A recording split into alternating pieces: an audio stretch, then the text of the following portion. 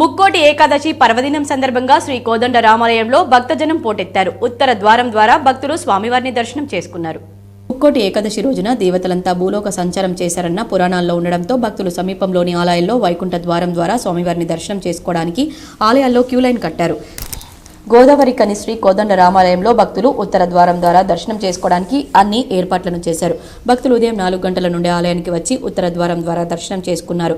అలాగే ఎన్టీపీసీలోని శ్రీ వెంకటేశ్వర స్వామి ఆలయంలో భక్తులకు ఉత్తర ద్వారం ద్వారా దర్శనం కల్పించగా భక్తులు ఉత్తర ద్వారం ద్వారా స్వామిని దర్శించుకున్నారు. కాగా కోదండ రామాలయం ప్రధాన అర్చకులు మధుసూదనాచార్యులు, వెంకటేశ్వర స్వామి అర్చకులు వామన శర్మ మాట్లాడుతూ ముక్కోటి ఏకాదశి రోజున దేవతలంతా భూలోకంలో విహరిస్తారని, ఈ రోజున ఉత్తర ద్వారం ద్వారా స్వామివారిని దర్శించుకుంటే మహాపుణ్యం కలుగుతుందని, స్వామివారు మనసులో ప్రత్యక్షం అవుతారని తెలిపారు.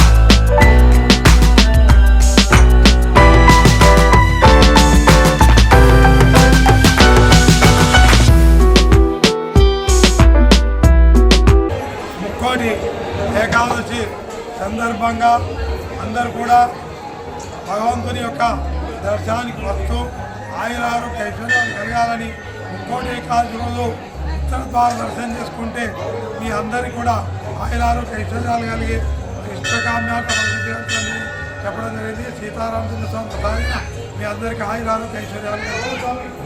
ఇది ముక్కోటి ఏకాదశి అంటారు. ముక్కోటి ఏకాదశి అంటే ఉత్తర ద్వారం ఓపెన్. అంటే కలియుగంలో సంవత్సరానికి జరిగేటువంటి సర్వ అరిష్ట దోషాలు తొలగడానికి విష్ణుమూర్తి అవతారం ఎత్తి ఒక్క ద్వారం ఓపెన్ అవుతుంది.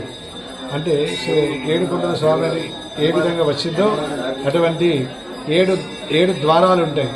అటువంటి ద్వారాల్లో ప్రతి సంవత్సరం ఒక్కొక్క ద్వారం ఓపెన్ అవుతుంది.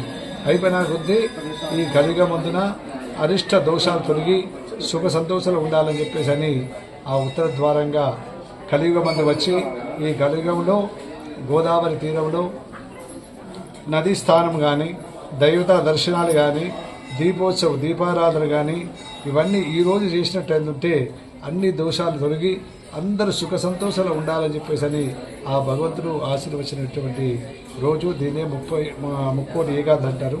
ముక్కోటి ఏకాదశి అంటే 33 కోట్ల దేవతలందరూ కూడా దర్శించుకునేటువంటి రోజు. దాన్నే ముక్కోటి ఏకాదశి అంటారు. కాబట్టి దీనికి వీళ్ళు వాళ్ళు అనేటువంటి భేదాభిప్రాయాలు లేకుండా ప్రతి ఒక్కరు కూడా దీన్ని అసలు బ్రహ్మముహూర్తంలో 4 గంటల ప్రాంతంలో ప్రారంభమవుతాడు. 4-5 నిమిషాలకు ద్వారం ఓపెన్ అయిపోయి అక్కడి నుంచి భగవంతుడు బయలుదేరి ఈ కలియుగంలో చేసేటువంటి ఆయన చూసుకొని మళ్ళా యథావిధిగా ఆయన స్థానానికి వెళ్ళిపోతాడు. కాబట్టి ఈ రోజు నాడు దర్శించినటువంటి వారందరూ కూడా సుఖ సంతోషాలు ఉండాలని ఆ భగవంతుని ప్రార్థిస్తూ